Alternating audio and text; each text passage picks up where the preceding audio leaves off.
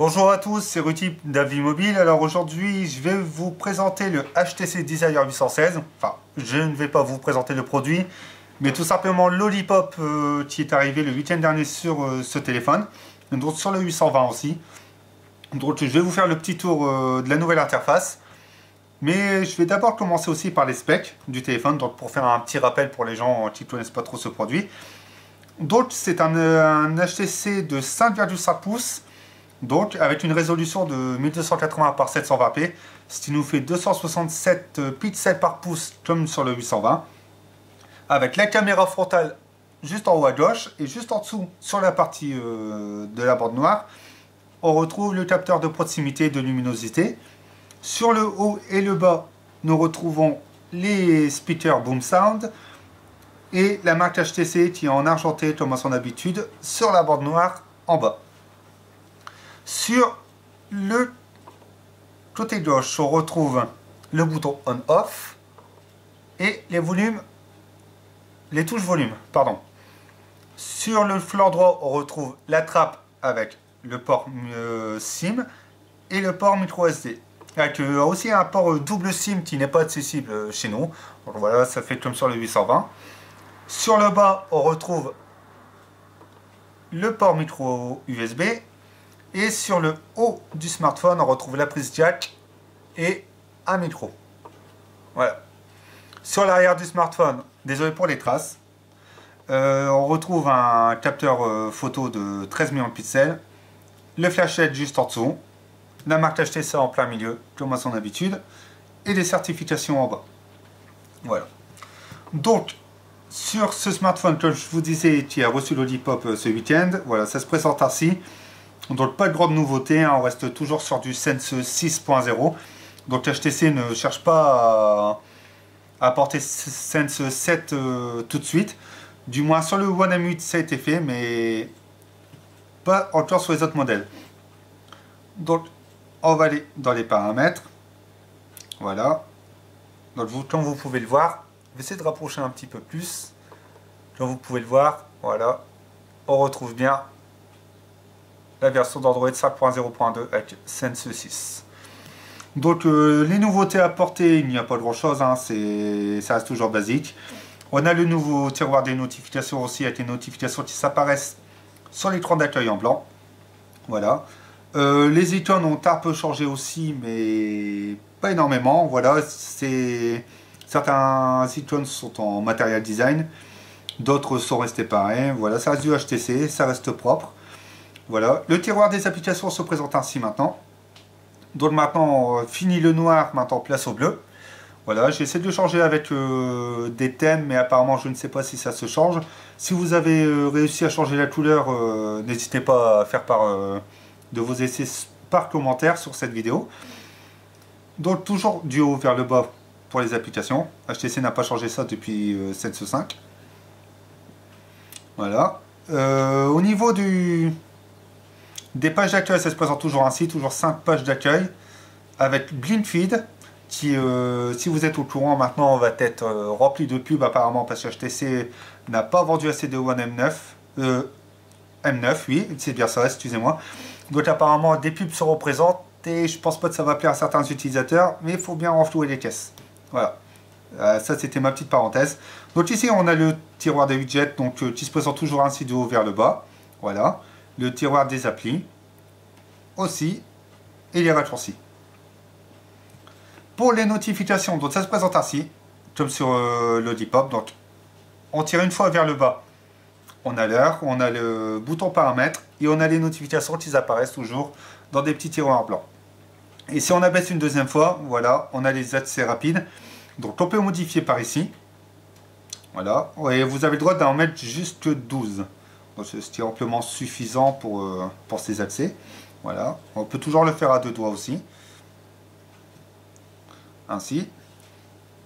Voilà. Pour la photo, l'interface n'a pas trop changé non plus. Hein, on reste sur du HTC. Avec toujours l'appareil photo, l'autoportrait, la double capture et photomatron que j'ai essayé aussi, que vous verrez sur d'autres vidéos sur la playlist, notamment de la caméra dorsale et frontale. où j'ai mis des échantillons et le reste des échantillons photos apparaîtront sur le blog. Voilà. Donc la photo, si je vais,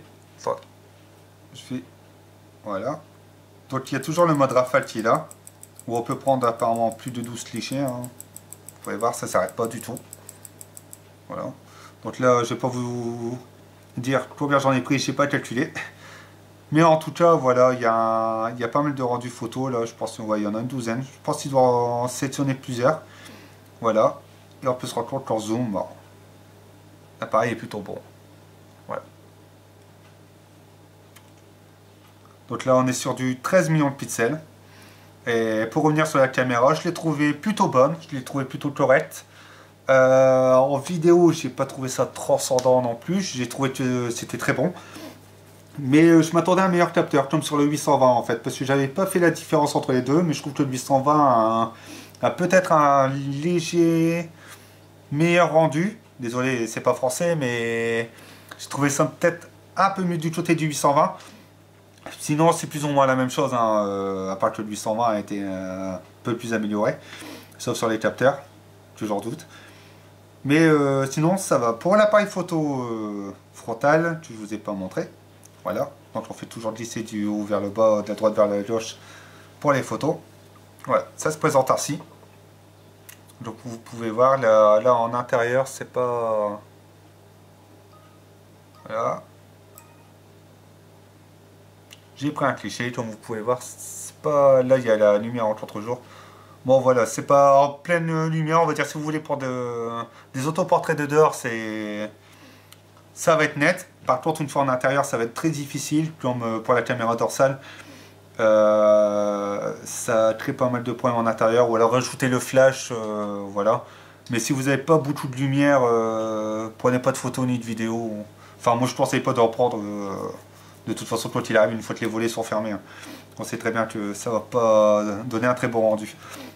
Donc au niveau de l'autonomie, j'ai trouvé ça bon, voilà, ça tient plutôt bien la journée, c'est sûr. Par contre, cette nuit, je l'ai débranché vers 22h30. Ce matin, mon réveil à 7h, j'étais à 91%. Voilà, donc j'ai perdu 9% sans rien faire. Et là, il est 11h50 et avant de faire la vidéo, j'ai juste envoyé 2 SMS. J'ai appelé 30 secondes avec et de 91, j'étais passé à 89. Donc je ne sais pas si c'est la version de Lollipop ou non, Sense ou non. En tout cas, je sais que Lollipop, les problèmes d'autonomie apparemment sur la 5.1 n'ont pas été rectifiés. Ce qui peut poser un petit problème aussi, mais bon. Je pense que si vous mettez la 4G dessus, je l'ai testé, ça... On va dire que la batterie s'envole, hein. Ça, je ne vais pas vous le cacher. Donc si vous faites 1 heure de jeu dans la journée avec des petits jeux, 1 heure de web, 1 heure sur les réseaux sociaux, je pense que vous ferez votre journée, vous finirez à 30-20%, plus ou moins, mais je pense pas plus. Voilà, donc ça c'était pour la partie logicielle. Pour la partie autonomie, c'est fait aussi. Maintenant on va passer au store benchmark. Donc les benchmarks, c'est un Snapdragon 400, hein, le processeur sur 4 cœurs. Voilà, c'est pas du 64 bits octo-cœur comme on a vu sur le 820. Donc on ne s'attend pas à de très gros résultats, mais ils sont plutôt bons. Sur AnTuTu, j'étais arrivé sur un résultat de 22 629 points.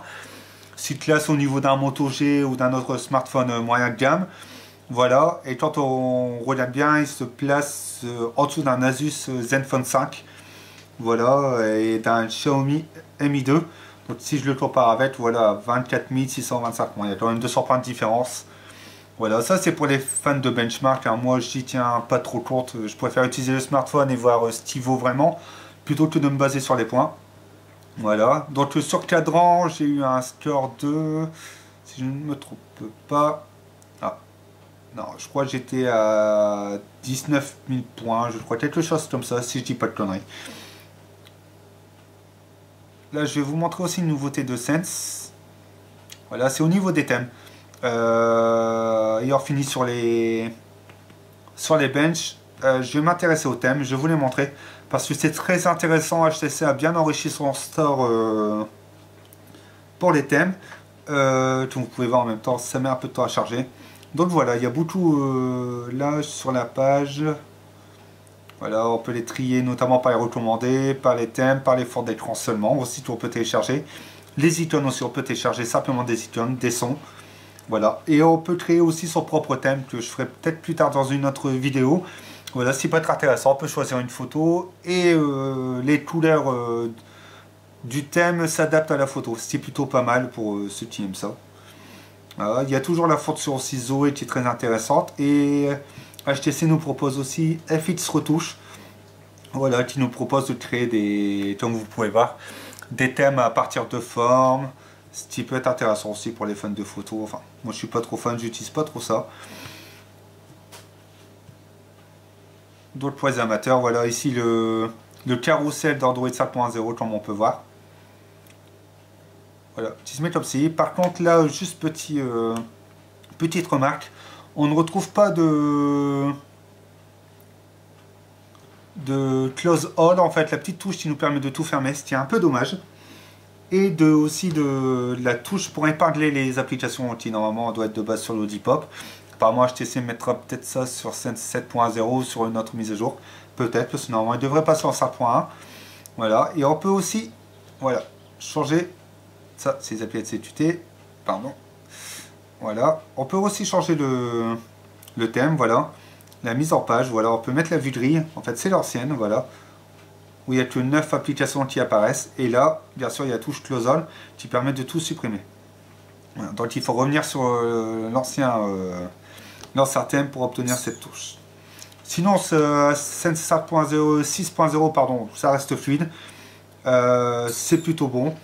HTC a bien travaille de mieux en mieux sur ses produits, nous propose des produits de mieux en mieux, notamment sur les moyens de gamme et sur les entrées de gamme aussi. J'ai rien trouvé à dire sur l'écran non plus, pas de traces, pas de griffes, le L'Oréal Glass 3 fait son travail. Pas trop de traces de doigts, là s'il y en a un petit peu c'est parce que j'ai placé un film sur le téléphone. Les touches sont assez agréables à toucher.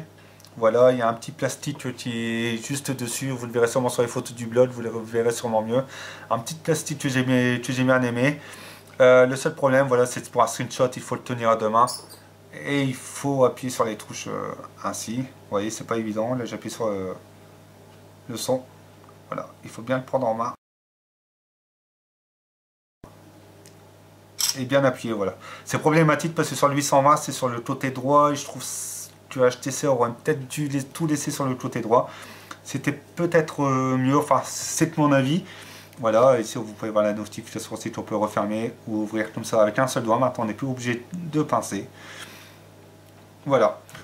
Donc c'est la fin de cette vidéo pour le HTC Desire 816. Si vous voulez donner votre avis, n'hésitez pas à commenter cette vidéo. Comme je vous dis, si vous avez trouvé d'autres choses intéressantes sur ce produit, sur cette version d'Android, n'hésitez pas à me le dire, ou par l'intermédiaire de commentaires. N'oubliez pas de vous abonner à la chaîne si vous avez aimé cette vidéo aussi. Et d'autres vidéos de test, et notamment une comparaison avec le 820 dans une prochaine vidéo sera faite aussi. Et je testerai les deux produits, voir au niveau fluidité ce que ça vaut sur les deux. Voilà, je vous remercie, à bientôt.